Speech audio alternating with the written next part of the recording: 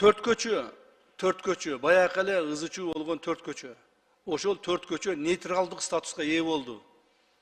Ортодогу полотно жолу 10 метр, эки жагынан 10 метрден, 15 метрден, эки жагынан 15 метрден полоса безопасности кылып 40 метр жол нейтральный статус болду. То есть ал жер тажиктердики дагы эмес, кыргыздардыкы да эмес. Ал жерде биз эки тараптан өзү ушу эл аралык келишимдерде ошондой нейтралдык статус деген маселе бар экен, ошентип колдоно беребиз.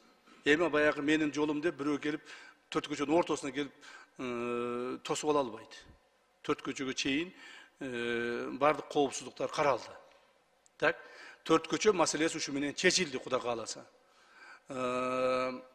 Эми айтарга сөз көп, кийинчерээк айтам бул боюнчачы. Азыр айтып берсем да бир нерсе болуп жүрбөсүн. Төрт көчө боюнча айтарга сөз көп. Ушуга чейинки биздин чиновниктердин, биздин мамлекеттик чоң жетекчилердин жасап келген иштери чыккынчылык болгондугун мен дагы бир жолу айтып келейин. Төрт көчө боюнча. Мен муну кийин силерге жакшылап түшүндүрүп айтып берем.